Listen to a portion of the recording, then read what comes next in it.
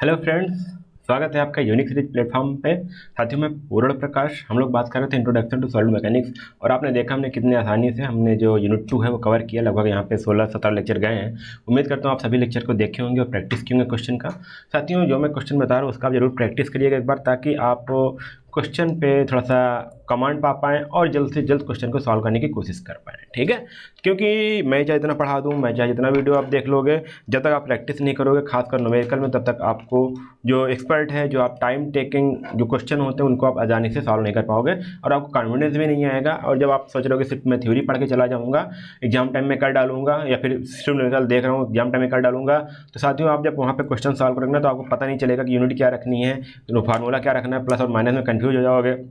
यहाँ पे पावर था या डिवाइड था, वो सारी चीज़ कंफ्यूज हो जाओगे। तो इसलिए मैं यही कहूँगा कि आप जितना हो पाए उतना न्यूमेरिकल प्रैक्टिस करिए, क्योंकि जो आप लिख के सॉल्व किए जाते हैं ना, वो ऑटोमेटिक आपके एग्जाम में निकल आता है, कॉपी में लिख उठती है। तो आज जो हम स्टार्ट करने वाले यूनिट 3 का साथियों, और ये हमारा पहला वीडियो है जहाँ पे आज हम पढ़ेंगे थ्योरी ऑफ सिंपल बेंडिंग, ठीक है। उसके पहले मैं आगे चलूँ, मैं आपको सिलेबस बता दूँ सिलेबस आपका है क्या क्या। तो यहाँ पे आप देख पा रहे हो जो आपका सिलेबस है उसमें आपका 2 चैप्टर इसमें भी आएगा। एक आपका आएगा फ्लेक्सुरल स्ट्रेस और एक आएगा शियर स्ट्रेस। तो फ्लेक्सुरल स्ट्रेस आप साथियों थोड़ा बहुत जाने होंगे, क्योंकि वहाँ पे मैं डिफ्लेक्शन पढ़ा रहा था साथियों, मैं वहाँ बताया था ई आई जो हमारा तो फ्लेक्सुरल रिजिडिटी होती है। तो वही देखो ई यहाँ भी है, आई यहाँ भी है, तो सेम चीज़ इसी से नाम को यहाँ पे पढ़ा है कि आपको फ्लेक्सुरल स्ट्रेस क्या होगा, वो अभी हम यहाँ पे सेम इसी से मिलता जुलता नाम यहाँ पे पढ़ा हुआ है, ठीक है। तो यहाँ पे थ्योरी ऑफ सिंपल बेंडिंग अभी हम आज पढ़ने वाले हैं। एजम्पशंस पढ़ेंगे, डेरिवेशन ऑफ बेंडिंग इक्वेशन क्या है, जो हमारे इक्वेशन है m/i equal to f/y a equal to e into R, ठीक है। कहीं कहीं आपका f का यहाँ पे सिग्मा भी लिखा होता है, सिग्मा/y, तो उससे आप कन्फ्यूज मत होइएगा, ठीक है। और न्यूट्रल एक्सिस क्या होता है, डिटर्मिनेशन ऑफ बेंडिंग, ये अगले नेक्स्ट लेक्चर में पढ़ेंगे, बट यहाँ पर हम सिलेबस देख ले रहे हैं। तुम्हारा जो सिलेबस है वो है determination of bending stress and section modulus, ठीक है। डिटर्मिनेशन बेंडिंग स्ट्रेस कैसे डेवलप करेंगे और सेक्शन मॉडुलस कैसे फाइंड आउट करेंगे, रेक्टेंगुलर सर्कुलर चैनल का, सॉलिड या हॉलो हो, आई सेक्शन हो, टी हो, एंगल हो, चैनल सेक्शन हो, या फिर simple numerical problem on the beam section, इन सभी का क्वेश्चन यहाँ पे हम देखेंगे, ठीक है। तो एक्चुअली यहाँ पे जब इतना सारे चैनल हैं तो इसमें सब एक ही चीज़ है कुल मिलाकर के। आप यदि आप सेक्शन ऑफ मॉडुलस या देखो यहाँ पे आपको एफ वाई और आर यदि आपको पता चल गया तो क्वेश्चन आप अच्छे से सॉल्व कर लोगे। और कहीं कहीं आपको दे देगा कि आपको जो सेक्शन है उसको कैसे निकालोगे, तो उसके भी क्वेश्चन मैं यहाँ पे सॉल्व करवाऊंगा, ताकि आप इसमें थोड़ा सा कमांड पा पाओ। फिर उसके बाद हम चलेंगे यहाँ पे स्ट्रेस शियर स्ट्रेस में, तो यहाँ पे डेरिवेशन फार्मूला हम देखेंगे, फिर उसका शियर स्ट्रेस डिस्ट्रीब्यूशन बीम में कैसे उसका चेंज होता है, उसका कर्व क्या होता है, उसका शेप क्या होता है, कैसे वो फिनोमेना उसका चेंज होता है, वो भी हम देखेंगे। फिर यहाँ पे rectangular circular triangular I T angle section simple numerical problem, इनके लिए भी हम यहाँ पे शियर स्ट्रेस डायग्राम ड्रा करेंगे और कैसे होता है। देखिए शियर स्ट्रेस, वहाँ पे शियर फोर्स हमने ड्रा किया था, अब शियर स्ट्रेस ड्रा करेंगे, तो ये इसी चैप्टर में आएगा, मतलब इस यूनिट में यूनिट 4 में आएगा। तो आप पेशेंस के साथ हमारे साथ बढ़ते रहिएगा, जैसे मैं लेक्चर अपलोड करता हूँ आप उसको देखिएगा, उसको आप क्वेश्चन को डाउनलोड कर अपने कॉपी में प्रैक्टिस करिए क्वेश्चन को सॉल्व करने के लिए।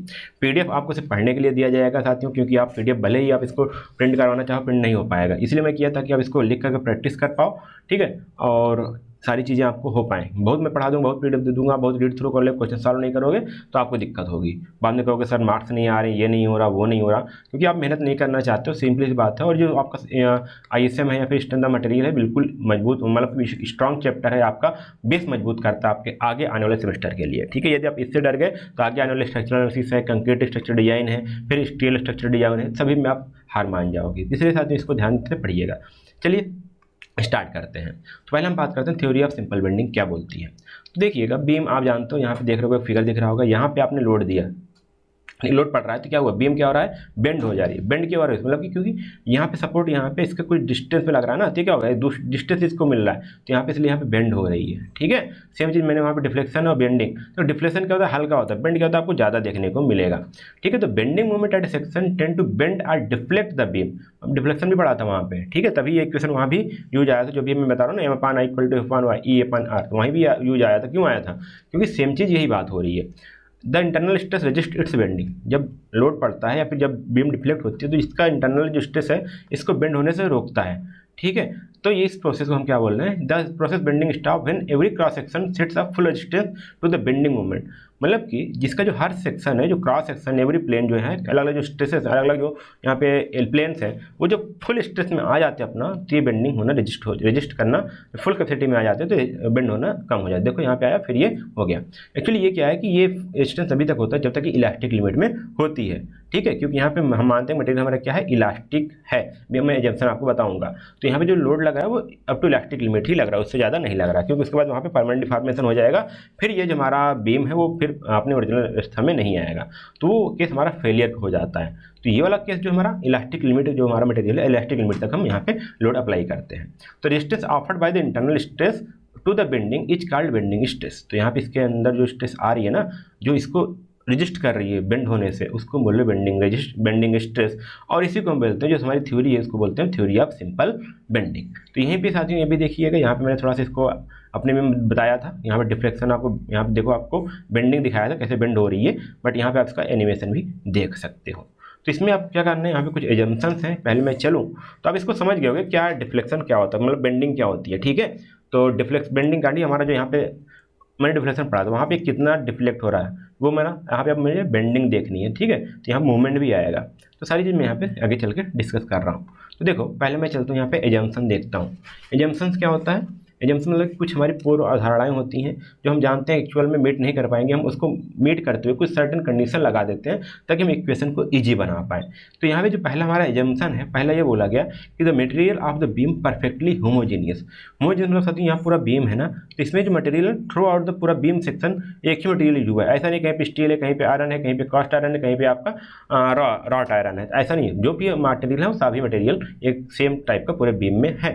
एंड आइसोट्रॉपिक मतलब कि equal elastic property of in all direction, जो इलास्टिक लिमिट है वो सेम है हर तरफ उसका सेम इलास्टिक लिमिट है वहाँ पे।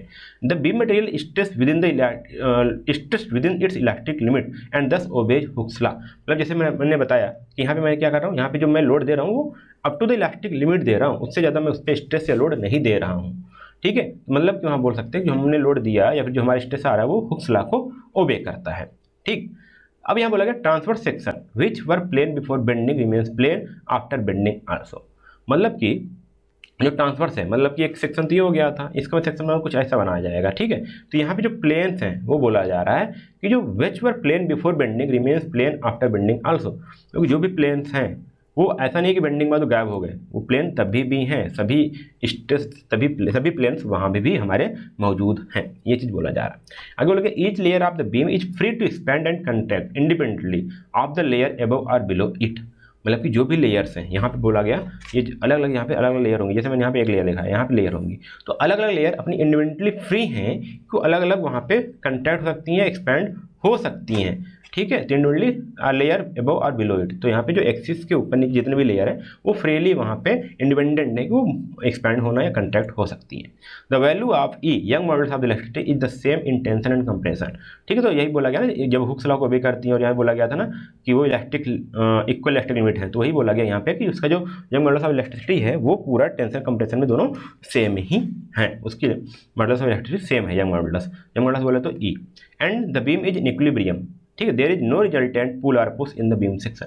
तो बीम के सेक्शन पे कोई पुल या पुश नहीं लग रहा है, वो हमारे इक्विलिब्रियम में है। जितना आपके एजम्पशन है साथ में इसको आप याद रखिएगा, एग्जाम में आपको पूछ लेता है कि एजम्पशंस क्या है, वो आपको पूछ सकता है, ठीक है। जो आपका सेक्शन बी होता है ना, सेक्शन बी में ऐसे ही क्वेश्चन पूछा जा सकता है, या कभी आपको सेक्शन सी में भी ऐसे क्वेश्चन आएंगे, उसके साथ में एजम्पशन दे रहेगा, साथ में एक सिंपल सा क्वेश्चन दे देगा, ठीक है। तब आपको 7 मार्क्स के क्वेश्चन आ जाएंगे, तो सभी को आपको सॉल्व करना आना चाहिए, ठीक है। तो इसलिए आपको एजम्पशन भी याद होना चाहिए। कुछ नहीं है कि हमारा जो बीम का मटेरियल है वो होमोजीनियस होना चाहिए और सेम आइसोट्रॉपिक होना चाहिए, मतलब कि जो इसकी इलेक्ट्रिक लिमिट है सभी डायरेक्शन में सेम होनी चाहिए, ठीक है। जो हमको स्ट्रेस आना है वो इलेक्ट्रिक लिमिट के अंदर ही रहे, मतलब हुक्स लॉ को ओबे करे। जो हमारे प्लेन से बेंडिंग में वो हमारे बेंडिंग के बाद भी मौजूद हैं, ठीक है। और सभी जो लेयर्स हैं वो फ्री हैं एक्सपैंड और कंट्रैक्ट होने के लिए, मतलब मूव होने के लिए, ठीक है। और उसके बाद यहाँ बात करते हैं each layer of beam is free to expand हो गया। यंग मॉडुलस सेम है हमारा टेंशन और कंप्रेशन में भी, और बीम हमारा इक्विलिब्रियम में है। तो ये चीज़ हमको इतना ध्यान तो देना ही है।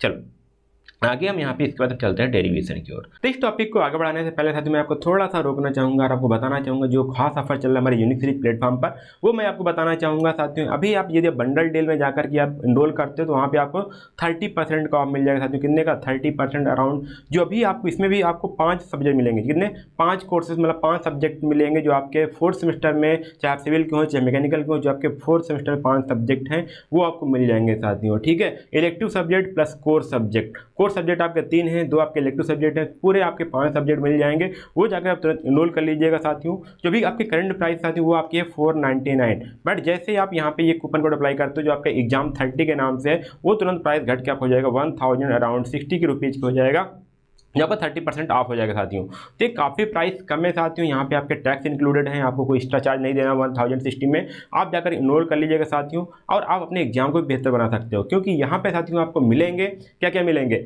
आपको ऑफलाइन वीडियो डाउनलोड करने का फायदा मिल जाएगा, आपको PDF पढ़ने का मौका मिल जाएगा। आप जानते हैं साथियों आपने पूरा भी क्लास नोट्स पूरी क्लास में PT दे देते हैं आपको पढ़ने के लिए। और साथ में आप यदि आप चाहते हो कि आपकी छोटी स्क्रीन, तो आप वेबसाइट पर जाकर के जो हमारी unicseriesin वेबसाइट है वहाँ पर जाकर के लैपटॉप या फिर अपने PC में भी आप एक्सेस कर सकते हो, उससे मोबाइल नंबर से लॉगिन करके पूरे कोर्स को बड़े स्क्रीन में भी देख सकते हो, अपने एग्जाम को बढ़िया से बढ़िया तैयारी कर सकते हो। तो अभी जाइएगा यूनिक सीरीज का ऐप डाउनलोड करिएगा प्ले स्टोर से, या फिर नीचे डिस्क्रिप्शन बॉक्स में मैं लिंक दे दिया हूँ, वहाँ से डाउनलोड कर लीजिएगा साथियों। अच्छा हाँ, कभी भी स्टूडेंट बोलते हैं सर मैं तो यहाँ पे सिर्फ एक सब्जेक्ट लेना चाहता हूँ, तब क्या कोई ऑफर है क्या? तो साथियों मैं उनके लिए बताना चाहूँगा, हाँ बिल्कुल ऑफर है। सिर्फ आपको करना क्या है, यहाँ पे जाइएगा, आपको यहाँ पे 150 रुपीज़ पर सब्जेक्ट यहाँ पे आपको मिल जाएगा। हर एक सब्जेक्ट पर 150 रुपीज़ ऑफ है। जाइएगा, इनरोल करिएगा। आपको कूपन कोड इनरोल करना है साथियों, वो आपको कूपन कोड डालना है आपको एग्जाम 150। जी हाँ 150, जैसे आपके कूपन कोड अप्लाई करोगे उस सब्जेक्ट का 150 रुपीज़ ऑफ हो जाएगा।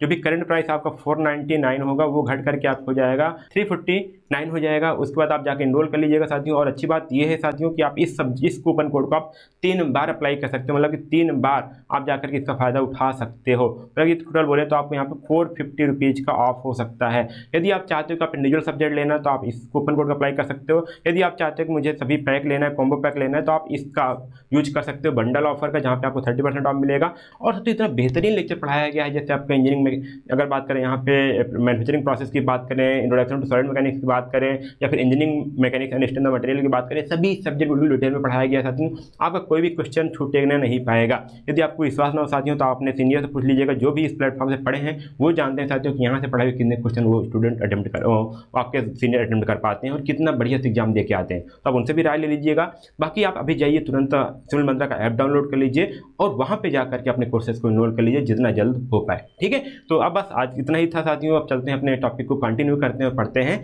आगे। तो डेरिवेशन ऑफ बेंडिंग हम यहाँ पे पढ़ते हैं। ठीक है, बेंडिंग इक्वेशन क्या था तो मैंने अभी बताया था आपको, सेम वही मैं यहाँ पे करने वाला हूँ। m/i इक्वल टू f/y, या इसको कहेंगे आपको सिग्मा/y देखने को मिलेगा इक्वल टू e/r। यही हमारा क्या है, ये आई है। ठीक, मोमेंट ऑफ इनर्शिया। तो इसी को मैं यहाँ पे डिराइव करूँगा। अब देखिएगा आप सिंपल सा, इससे सिंपल कोई साथियों कहीं भी आप डेरिवेशन नहीं देख पाओगे। बिल्कुल सिंपल सा एनिमेशन के द्वारा मैं समझाने की कोशिश कर रहा हूँ ताकि आप आसानी से समझ जाएं। उसके बाद आपको कहीं क्वेरी या फिर कहीं आपको डाउट ना मिले। तो क्योंकि ऐसा डेरिवेशन भी आपको एग्जाम में देखने को मिल जाता है, और मेन जो इक्वेशन ये डेरिवेशन है, यही इक्वेशन का डेरिवेशन ही है इस चैप्टर में। तो चलो पहले हम बात करते हैं यहाँ पे। तो हमने एक बीम लिया जो इसका लॉन्गिट्यूडनल सेक्शन है।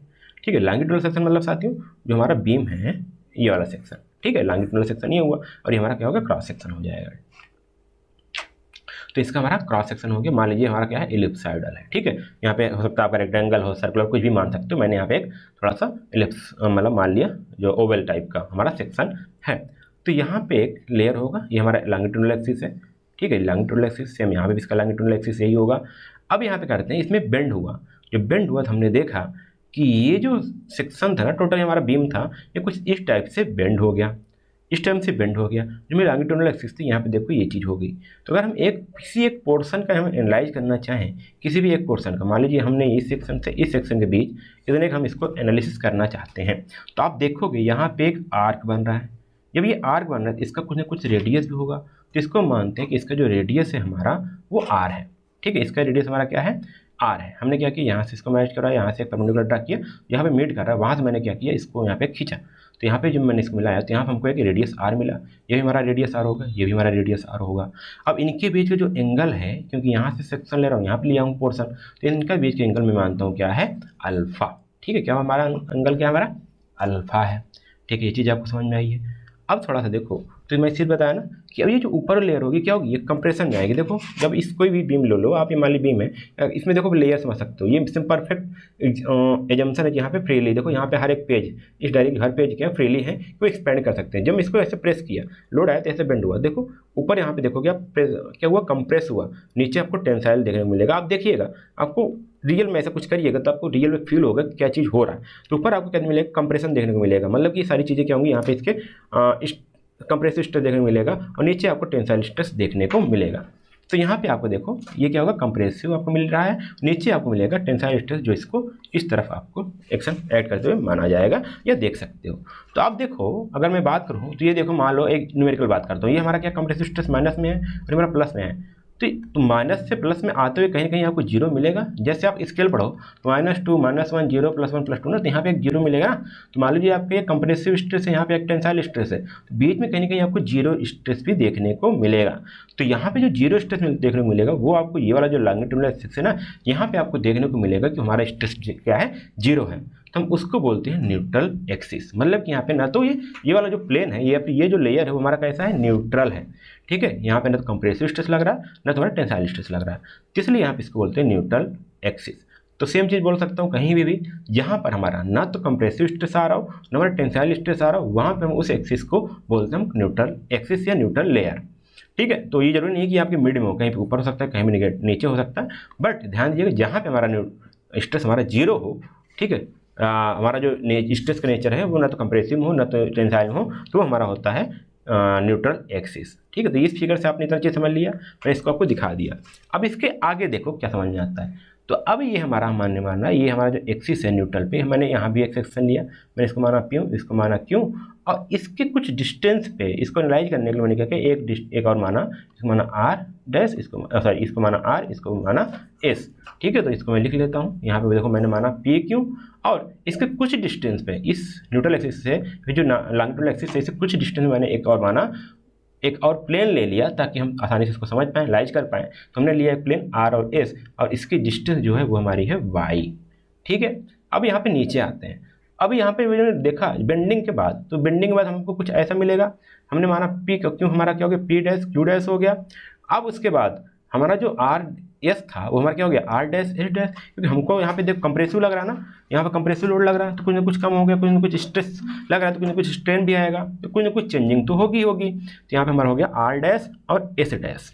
ठीक है, तो अब हम इसको लिख सकते हैं क्या, P डैश Q डैश है। अगर हम इसको यहाँ पे इसकी डिस्टेंस लिखना चाहें तो इसको लिख सकते हैं क्या, R इंटू अल्फा।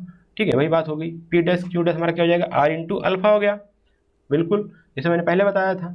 और यदि हम लिखना चाहें R डैश S डैश लिखना चाहें, ठीक है, तो R डैश S डैश, तो हम यहाँ से यहाँ तक डिस्टेंस लिखेंगे तो हमारा क्या हो जाएगा, R minus y into alpha. तो यदि मैं R डैश S डैश लिखना चाहूँ तो हमारा क्या हो जाएगा, R minus y into alpha, क्योंकि मैं यहीं तक तो डिस्टेंस लूँगा ना यहाँ से सेंटर से, क्योंकि यही हमारा आर्क है, तो ये हमारा रेडियस हो जाएगा। तो रेडियस हमारा क्या होगा, R minus y into alpha.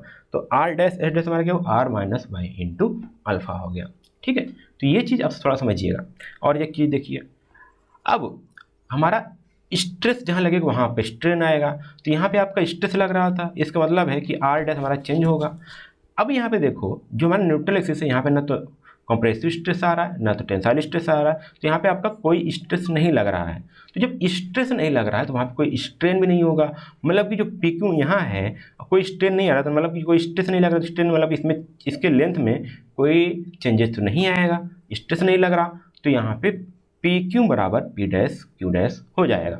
ठीक है, क्योंकि यहाँ पे कोई स्ट्रेस नहीं लग रहा, तो इसलिए मैं बोला यहाँ पे स्ट्रेन नहीं लग रहा, तो हमारा क्या हो जाएगा, P dash Q dash equal to हमारा PQ हो गया। ठीक है, ये चीज़ आपको थोड़ा समझ में लगा होगा, अच्छा भी लगा होगा, समझ में आया भी होगा।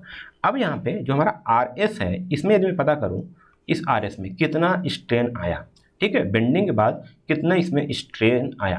तो स्ट्रेन क्या होता है, change in length upon original length. तो पहले हमारा था RS, ठीक है, initial length minus final length, तो हमारा RS minus R dash S dash upon RS।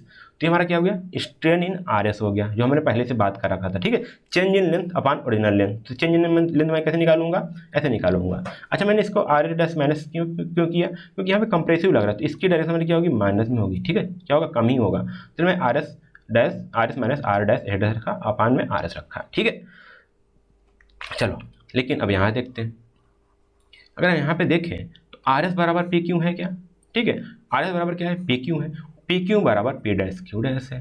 ठीक है, तो देखिए फिर से मैं बता रहा हूँ, देखो यहाँ पे अगर इस केस में देखूँ तो RS बराबर PQ है, ठीक है, और PQ बराबर P डैश Q डैश है। तो यहाँ पे RS बराबर यहाँ पे लिख सकता हूँ क्या, P डैश Q डैश। ठीक है, RS बराबर मैं क्या लिख दूंगा, P dash Q dash minus R dash S dash, और इसको नीचे वाले को मैं ओरिजिनल वैसे ही रहने देता हूँ, R डैश ही लिखता हूँ। चलो आगे बात करते हैं यहाँ पे।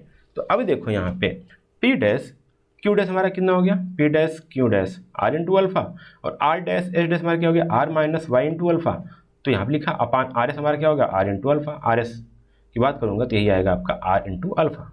ठीक है, यहाँ पे आर की बात करोगे तो हमारी क्या हो जाएगी, आर इंटू अल्फा।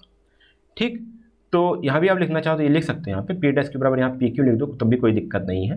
तो यहाँ पे पी क्यू बराबर फिर हो जाएगा आपका R into P dash Q dash, यहाँ पे सॉरी यहाँ भी आप पी डैश क्यू डैश कर दो, पी डैश क्यू डैश, तो पी डैश क्यू डैश हमारा क्या हो जाएगा, आर इंटू अल्फा हो जाएगा।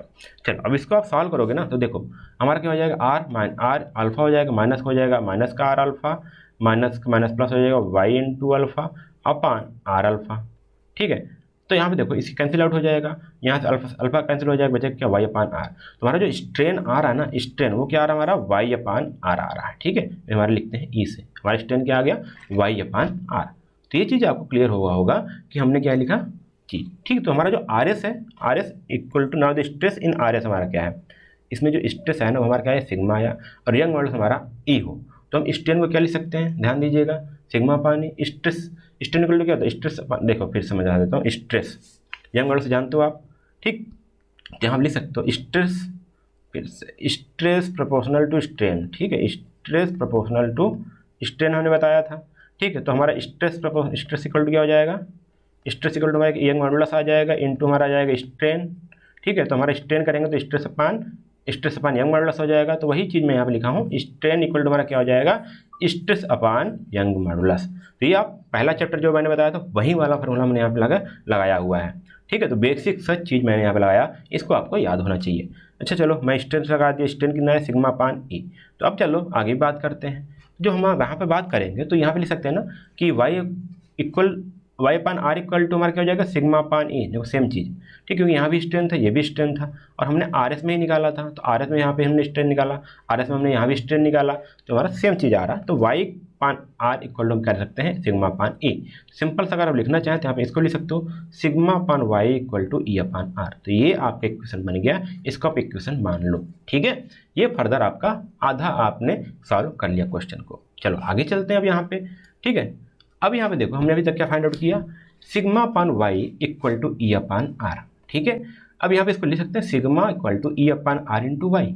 ठीक है, इसको अभी भी आप इक्वेशन 1 मानिएगा, परेशान मत होइए, बट इसको मैं थोड़ा सा फर्दर सा और इंप्लीमेंट कर दिया, सिग्मा इक्वल टू मैंने लिख दिया ई अपान आर इंटू वाई। तो चलो अब यहाँ पे मैं इस वाले सेक्शन को मैं एनालाइज करता हूँ। ठीक है, ट्रांसफर सेक्शन जो हमारा क्रॉस सेक्शन है उसको मैं कंसीडर करता हूँ, और इसमें एक स्टेप लेता हूँ सिग्मा ए, और जो हमारी वाई डिस्टेंस भी होगी, जो मैंने यहाँ पे वाई डिस्टेंस में मैंने माना था एक प्लेन, तो यहाँ पे मैंने वाई डिस्टेंस पे एक स्टेप मान रहा हूँ जिसका हमारा एरिया है सिग्मा ए। ठीक है, डेल्टा ए मान ले, तो डेल्टा ए छोटा सा स्टेप ले रहा हूँ। ठीक है, न्यूट्रल एक्सिस से यदि मैं इसका मूवमेंट लूँ, नॉर्मल फोर्स, अच्छा यहाँ पे इसको यदि मैं फोर्स लिखना चाहूँ, हमारा क्या है, स्ट्रेस है, तो सिग्मा स्ट्रेस यही होगा। ठीक है, यहाँ पे स्ट्रेस जो आएगा, इसको यदि मैं फोर्स लिखना चाहूँ तो हमारा क्या हो जाएगा, स्ट्रेस इंटू एरिया। फोर्स की मैं बात करूँ तो यहाँ हो जाएगा स्ट्रेस इंटू एरिया। तो स्ट्रेस हमारा क्या है, यहाँ पे देखो E upon R into Y into area हमारा क्या हो जाएगा, डेल्टा ए। ठीक है, ये छोटा सा बात हो गई। यदि मैं इसी को पूरे सेक्शन की मैं बात करूँ, ठीक है, चलो अच्छा इसके पहले मैं क्या कर रहा हूँ, इसका मूवमेंट ले रहा हूँ, एक मिनट साथियों। ठीक है, मूवमेंट लेना चाहूँ तो फोर्स इंटू डिस्टेंस हो जाएगा। ठीक है, मैंने क्या किया, इस वाले एरिया का यहाँ पे जो हमारा स्ट्रेस आ रहा है, ठीक, सॉरी यहाँ पे जो आपका फोर्स आ रहा है, इस पर्टिकुलर फोर्स में यहाँ पे हमारा जो फोर्स आ रहा है उसको मैं मूवमेंट लेना चाहता हूँ न्यूट्रल एक्सिस के अबाउट, तो फोर्स इंटू डिस्टेंस हो जाएगा। ठीक, तो हमने फोर्स निकाला कितना, E upon R into Y into delta A into हमारी हो जाएगी वाई। तुम्हारा जो फोर्स आएगा, sorry movement of this force, इस फोर्स का मूवमेंट जो आएगा वो आएगा क्या, E upon R into Y into delta A into Y. ठीक है, तो ये हमारा हो गया मूवमेंट न्यूट्रल एक्सिस के अबाउट। तो अब इसको क्या करेंगे हम, इसको टोटल सेक्शन के, चलो और सॉल्व कर लेते हैं इसको। E upon R Y square into delta A हो गया, वाई से वाई मल्टीप्लाई हो गया। अब देखो ये चीज़ समझो, ये चीज़, ठीक है, यदि मैं इसको इंटीग्रेट करता हूँ फुल के लिए, ठीक है, फुल के लिए करता हूँ यहाँ से यहाँ तक, तो ये अगर पूरा मुझे निकालना हो, पूरा निकालना हो तो हो जाएगा, हमारे इंटीग्रेशन करेंगे तो ये हमारा टोटल मोमेंट ऑफ इनर्शिया को बताएगा। तो इसको मैं लिख सकता हूँ क्या, इंटीग्रेट करने पर वाई स्क्वायर सिग्मा है या डेल्टा है, तो डेल्टा ए मतलब कि सेकंड मोमेंट ऑफ इनर्शिया निकल लेंगे, second moment of inertia, second moment of area, second moment of area को हम बोलते हैं मोमेंट ऑफ इनर्शिया। ठीक है, तो इसको हम लिख सकते हैं वाई स्क्वायर डी ए बराबर लिख सकते हैं हम आई। ठीक है, आई निकालेंगे एन ए। ठीक है, तो ये हमारा हो जाएगा इनर्सिया हो जाएगा, मोमेंट ऑफ इनर्सिया हमारा जिसको बोलते हैं आई, ठीक है। तो न्यूट्रल एक्सिस आई एक्स के बाद है, तो रजिस्टिंग मोमेंट हमारा क्या हो जाएगा, m equal to E upon R into I, जिसको हम लिख सकते हैं m अपान आई, ठीक है। तो इसको हम क्या लिख सकते हैं, m equal to E upon R into I, फिर इसको लिख सकते हैं m upon I equal to E R. तो यहाँ देखो ई आर बराबर हमारा क्या हो गया, आई अपान आई, तो इसी से हम लिख सकते हैं m अपान आई से, तो लिख सकते हैं हम क्या, चलो m अपान आई लिख दिया equal to E upon R, यहाँ पे लिखा ही है, equal to E upon R equal to हमारा क्या है, सिग्मा अपान वाई, ठीक, सिग्मा अपान वाई। तो ये हमारा क्या बन गया, बेंडिंग इक्वेशन।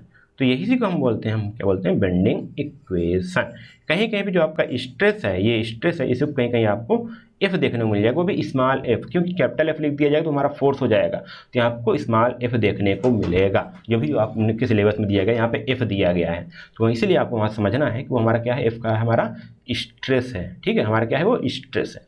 चलो, तो यहाँ पे हम बोल सकते हैं हमारा, जहाँ पे हमारा एम क्या है, फिर से समझोगे तो एम हमारा क्या है, moment of inertia of this section about the neutral axis, ठीक है, न्यूट्रल एक्सिस के अबाउट इसका मोमेंट ऑफ इनर्शिया है, मतलब कि यहाँ पे अगर ये एक्स है, ठीक, तो मैं यहाँ पे एक्स निकालूंगा, ठीक है। उसके बाद यहाँ पे हो गया मोमेंट ऑफ रेजिस्टेंस हमारा क्या हो गया, एम हो गया, ठीक है। ई हमारा यंग मॉडुलस हो गया, और हमारा radius of curvature of N, जो हमने रेडियस बनाया था, जहाँ पे हमारा कर्वेचर देखने को मिल रहा था, और सिग्मा हमारा क्या हो गया, बेंडिंग स्ट्रेस हो गया। तो यहीं पे इसी को हम कभी कभी इसको हमको देखने को मिलता है, इसको हम बोलते हैं एफ देखने को मिलता है।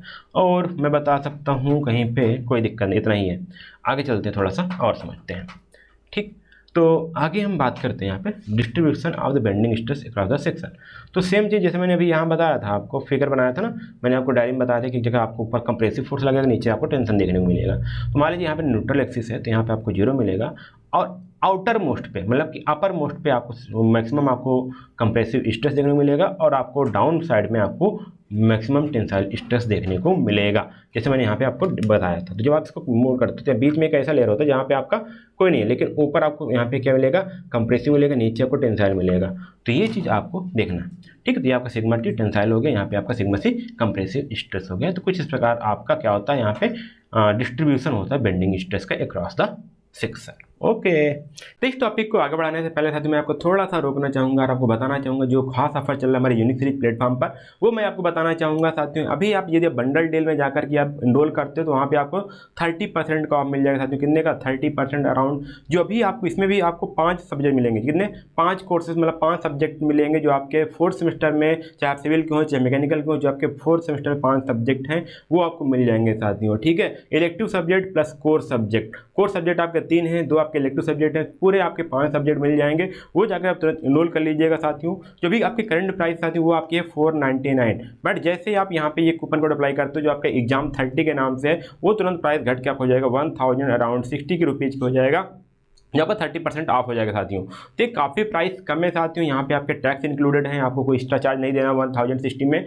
आप जाकर इनरोल कर लीजिएगा साथियों, और आप अपने एग्जाम को भी बेहतर बना सकते हो, क्योंकि यहाँ पे साथियों आपको मिलेंगे क्या क्या मिलेंगे, आपको ऑफलाइन वीडियो डाउनलोड करने का फायदा मिल जाएगा, आपको PDF पढ़ने का मौका मिल जाएगा। आप जानते हैं साथियों, आपने पूरा भी क्लास नोट्स पूरी क्लास में PT दे देते हैं आपको पढ़ने के लिए। और साथ में आप यदि आप चाहते हो कि आपकी छोटी स्क्रीन, तो आप वेबसाइट पर जाकर के, जो हमारी unicseriz.in वेबसाइट है, वहाँ पर जाकर के लैपटॉप या फिर अपने PC में भी आप एक्सेस कर सकते हो, उससे मोबाइल नंबर से लॉगिन करके पूरे कोर्स को बड़े स्क्रीन में भी देख सकते हो, अपने एग्जाम को बढ़िया से बढ़िया तैयारी कर सकते हो। तो अभी जाइएगा यूनिक सीरीज का ऐप डाउनलोड करिएगा प्ले स्टोर से, अपने नीचे डिस्क्रिप्शन बॉक्स में मैं लिंक दे दिया हूँ, वहाँ से डाउनलोड कर लीजिएगा साथियों। अच्छा हाँ, कभी वो स्टूडेंट बोलते हैं सर मैं तो यहाँ पे सिर्फ एक सब्जेक्ट लेना चाहता हूँ, तब क्या कोई ऑफर है क्या? तो साथियों मैं उनके लिए बताना चाहूँगा, हाँ बिल्कुल ऑफर है। सिर्फ आपको करना क्या है, यहाँ पे जाइएगा, आपको यहाँ पे 150 रुपीज़ पर सब्जेक्ट यहाँ पे आपको मिल जाएगा। हर एक सब्जेक्ट पर 150 रुपीज़ ऑफ है। जाइएगा, इनरोल करिएगा। आपको कूपन कोड इनरोल करना है साथियों, वो आपको कूपन कोड डालना है आपको एग्जाम 150। जी हाँ 150, जैसे आप ये कूपन कोड अप्लाई करोगे उस सब्जेक्ट का 150 रुपीज़ ऑफ हो जाएगा। जो भी करंट प्राइस आपका 499 होगा वो घट करके आपको हो जाएगा 349 हो जाएगा। उसके बाद आप जाके इनरोल कर लीजिएगा साथियों। और अच्छी बात ये है साथियों कि आप इस कूपन कोड को आप 3 बार अप्लाई कर सकते हो, मतलब कि 3 बार आप जाकर के इसका फ़ायदा उठा सकते हो। मतलब ये टोटल बोले तो आपको यहाँ पे 450 रुपीज़ का ऑफ हो सकता है। यदि आप चाहते हो कि आप इंडिविजुअल सब्जेक्ट लेना है तो आप इस कूपन कोड का अप्लाई कर सकते हो। यदि आप चाहते हो कि मुझे सभी पैक लेना है, कॉम्बो पैक लेना है, तो तो आप इसका यूज कर सकते हो बंडल ऑफर का, जहाँ पे आपको 30% ऑफ मिलेगा। और तो इतना बेहतरीन लेक्चर पढ़ाया गया है, जैसे आपका इंजीनियरिंग में अगर बात करें, यहाँ पे मैन्युफैक्चरिंग प्रोसेस की बात करें, इंट्रोडक्शन टू सॉलिड मैकेनिक्स की बात करें, या फिर engineering mechanics and standard material की बात करें, सभी सब्जेक्ट बिल्कुल डिटेल में पढ़ाया गया साथियों। आपका कोई भी क्वेश्चन छूटेगा नहीं पाएगा। यदि आपको विश्वास ना हो साथियों तो आप अपने सीनियर से पूछ लीजिएगा, जो भी इस प्लेटफॉर्म से पढ़े हैं वो जानते हैं साथियों कि यहाँ से पढ़ाए हुए कितने क्वेश्चन वो स्टूडेंट अटेम्प्ट कर आपके सीनियर अटेम्प्ट कर पाते हैं और कितना बढ़िया से एग्जाम दे के आते हैं। तो आप उनसे भी राय ले लीजिएगा। बाकी आप अभी जाइए तुरंत सिविल मंत्रा का ऐप डाउनलोड कर लीजिए और वहाँ पे जा करके अपने कोर्सेज को इनरोल कर लीजिए जितना जल्द हो पाए। ठीक है, तो अब बस आज इतना ही था साथियों। अब चलते हैं अपने टॉपिक को कंटिन्यू करते हैं और पढ़ते हैं आगे। चलो थोड़ा सा और आगे बढ़ते हैं, छोटा सा चीज़ था यहाँ पे। अब बात करते हैं मॉडुलस ऑफ सेक्शन क्यों इंपॉर्टेंट है, वो भी आप समझ पाओगे। तो यहाँ पे भी मैंने आपको बताया था कि क्वेश्चन बताया था हमने कि m upon I equal to sigma upon y. तो m को लिख सकते हैं sigma equal to I upon y. तो जब हमारा सिग्मा यदि हमारा मैक्सिमम हो जाएगा तो हमारा y क्या होगा, मैक्सिमम होना चाहिए। ठीक है, जब हमारा y मैक्सिमम होगा तभी हमारा सिग्मा मैक्स निकलेगा, जैसे अभी मैंने यही बताया। ठीक है, देखो यहीं भी अगर लोगे ये क्या होगा, y मैक्सिमम है ना, चाहे इस साइड लो चाहे इस साइड लो, तुम्हारा क्या निकल रहा है, y मैक्सिमम पे ही तो निकल रहा है, टोटल y है। ठीक है, हमारा क्या टोटल y है। जब हम y के मैक्सिमम पे जाएंगे तभी हमारा क्या होगा, मैक्सिमम हमको स्ट्रेस में देखने को मिलेगा। तो यही बोला गया हमारा क्या हो जाएगा, मैक्सिमम हमारा y डेप्थ पे हमको मैक्सिमम स्ट्रेस देखने को मिलेगा। तो अब इसको जो हमारा आई अपान वाई मैक्स है ना, इसको हम लिखते हैं z और इसको बोलते हैं सेक्शन ऑफ मॉडुलस या मॉडुलस सेक्शन। ठीक है, तो इसी को बोलते हैं मॉडुलस ऑफ सेक्शन या सेक्शन मॉडुलस, इसको बोलते हैं किसको, जेड को। मतलब कि जेड इक्वल टू हमारा क्या होता है, I upon Y into max. ठीक है, I equal to Y upon Y max. तो ये चीज़ हमको बोला जाता है मॉडुलस ऑफ सेक्शन। ठीक है, तो और इसको आसानी से लिखना चाहो तो इसको लिख सकते हो। देखो एम इक्वल टू क्या लिख सकते हैं, सिग्मा इंटू जेड। आसानी के लिए हम क्या लिखते हैं, सिग्मा इंटू जेड लिख देते हैं। बट कब, जब हमको मैक्सिमम स्ट्रेस फाइंड आउट करना होता है ना, मैक्सिमम स्ट्रेस के केस में हम लिख देते हैं यहाँ पे M equal to sigma into Z.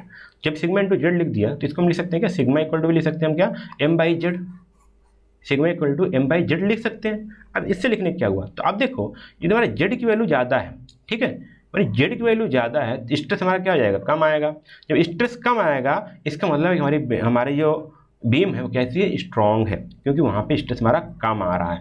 अब इसका मतलब क्या हुआ कि हमारा सेक्शन अगर मॉडुलस, देखो यहाँ बोला गया सेक्शन ऑफ मॉडुलस हमारा हायर है तो हम पे जो स्ट्रेस आएगा बीम पे लो आएगा। जो लो आ रहा है मतलब भाई मेरे पास खूब लोड दे दिए, मेरे पास ज़्यादा काम का हो गया, बट मैंने कोई स्ट्रेस लिया ही नहीं, मेरे पास स्ट्रेस आ ही नहीं रहा, क्योंकि मैं उतना काफ़ी झेल चुका हूँ, उससे ज़्यादा हमारा कैपेसिटी है झेलने की, स्ट्रेस पे झेलने की। तो मैं क्या हूँ, मतलब स्ट्रांग हूँ ना। सेम इसी केस में बीम में भी यही केस हो रहा है। क्या हो रहा है कि वो पहले से मतलब कि इतना स्ट्रांग है कि उस पर स्ट्रेस बहुत कम आ रहा है। जब स्ट्रेस कम आ रहा है मतलब कि हमारी जो बीम है वो स्ट्रांग है। ठीक है, तो ये ध्यान दीजिएगा। और कुछ भी केस में ये चीज़ आपको ध्यान देना है। और कभी केस में क्या होता है कि हमारा जो वाई मैक्स होता है ना वो हमारा होता है वाई बाई टू। ठीक है, मान लीजिए हमारा रेक्टेंगल हो गया तो इसका जो हमारा वाई मैक्स आएगा ना, इस न्यूट्रल एक्सिस से यहाँ पे आएगा या तो यहाँ पे आएगा। और टोटल हमारा डेप्थ वाई है तो कहीं कहीं आपको आई इक्वल टू वाई यहाँ पे वाई हमारा लिखने को मिलेगा वाई बाई टू रखेंगे, क्योंकि यहाँ पे वाई मैक्स क्या हमारा वाई बाई टू है। तो आपको ये चीज़ भी देखने मिलेगा, जब आपका सिमेट्रिक सेक्शन होगा तो आपको यहाँ पे वाई बाई टू ही देखने को रखने को मिलेगा। तो ये चीज़ ध्यान दीजिएगा। बस इतना ही था आज के लिए। मॉडुलस सेक्शन मैंने बता दिया और आपको मैंने बता दिया बेंडिंग इक्वेशन, डिस्ट्रीब्यूशन बता दिया। इक्वेशन साथियों आपका डेरिवेशन बहुत ही इंपॉर्टेंट है, मोस्ट इंपॉर्टेंट है, इसको आप प्रैक्टिस कर लीजिएगा। इतना सिंपल मैंने बताया आपको एनिमेशन की सहायता से, इससे आसान कुछ नहीं बताया जा पाएगा।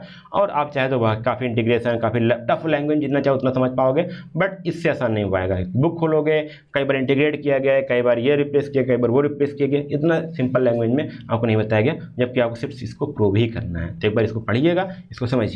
ठीक है, अब अगले लेक्चर में साथियों मैं यहाँ पे न्यूमेरिकल डिस्कस करूँगा, ताकि न्यूमेरिकल के साथ आपको प्रैक्टिस दी जाएगी। मैं इसके 2 लेक्चर में आपको न्यूमेरिकल प्रैक्टिस करूँगा। ठीक, कितने में, सिर्फ आपके दो लेक्चर में इसका न्यूमेरिकल दूंगा। फिर मैं आगे चलूँगा आपका जो आपका फ्लेक्सुरल स्ट्रेस है वो मैं बात करूँगा।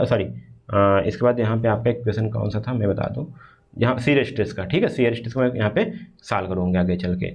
चलो बस आज के लिए इतना ही था, फिर मिलते हैं अगले वीडियो में, तब तक के लिए धन्यवाद। जय हिंद।